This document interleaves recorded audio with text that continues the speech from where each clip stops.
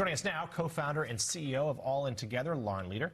She is a contributor to the Notice Perspectives column. Her latest piece, headlined, "How Should Democrats Feel About the MAGA Women of Congress?" We'll come to that in just a moment. But Lauren, first, just a beat first to you, to what Mika was saying here. I mean, yes, it is eyebrow-raising that some in MAGA world, including President Trump, in the last week or so, in the wake of the Minnesota shooting, has said, well, don't bring guns to protests. Don't bring guns to this case, Washington, D.C. Real pushback from the NRA. It's clear for Trump, reflexive defense of the officers involved rather than an ideological shift, I would argue. But certainly, you know, it's to talk about anything else other than Jeffrey Epstein, to talk about some of the other scandals plaguing this administration. I mean, it's the upside down when Janine Pirro is talking about, confiscating guns. I mean, it's just like the mind blow of if that was a Democrat. But let's talk about what they did cover on Fox, which was Todd Blanche on Laura Ingraham. And Todd Blanche made headlines by essentially saying it is not a crime to party with Jeffrey Epstein. It is the most repellent and disgusting discounting of what is a vast conspiracy and extraordinary cover-up of the most coordinated sex ring abusing children in history. And to downplay it like that is just so incredibly disgusting. By the way, at the same time that we're learning that hundreds of unredacted images of children and girls undressed in the files, hundreds of names of victims that they failed to redact, victims of Epstein who've never been revealed. And as you heard earlier, there's an emergency hearing tomorrow morning called by the victims to try to address this extraordinarily gross mismanagement of the release of the files a month late. Well, it's also just not serious. I mean, if it's not illegal to party with Jeffrey Epstein.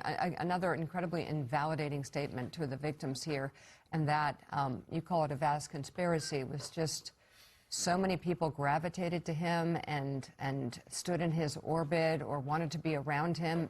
Maybe some of them committed crimes. Others didn't, but knew. And that is as degrading as it gets. If you are a victim looking for justice in a case like this, and this is what the base wanted. They wanted Trump's base.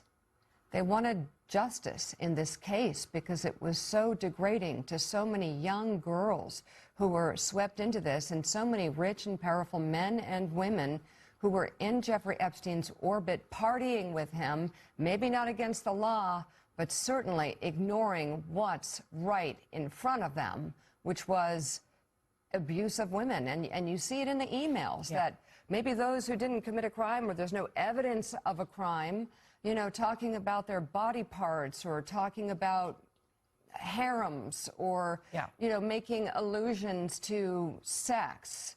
And they're just people who wanted to be around who didn't care that this was happening. I mean, look, many of the, part of the, what is so defies credulity, and you were just talking about it with Anand, is that so many of these people were in close touch with Jeffrey Epstein after he was convicted of a sex crime. They, of course, knew. Everyone knew. It was public record. It wasn't a secret. They may not have seen something themselves, but to say that they had no idea when the guy was convicted is just, like, defies logic. And, you know, we heard this, I thought the Peter Attia statements yesterday were particularly interesting.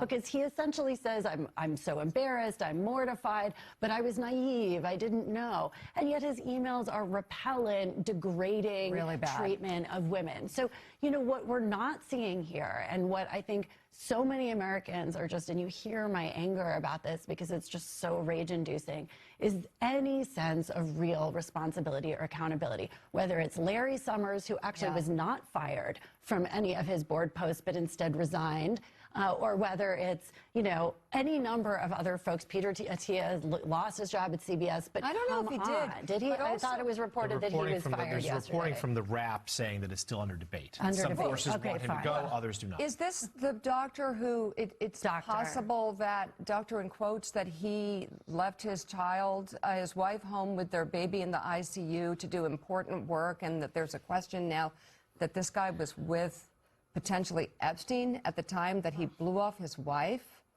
who's in the ICU with their baby who had stopped breathing. Is that the person that CBS is wondering about? Yeah, all the best people. All the best people. Good job I mean, there. I don't see how he stays because the public outcry is so enormous. But, you know, the point is a larger one, which is that you've got, you know, we'll see what happens at the Giants and if the NFL is going to take seriously the accusations against Tish. I mean, the number of people who have, you know, operated with total impunity over the last, you know, decade plus, including at the highest levels of the American government, starting with Pam Bondi, you know, down to Acosta and any number of other people who were enablers, who claim they didn't know.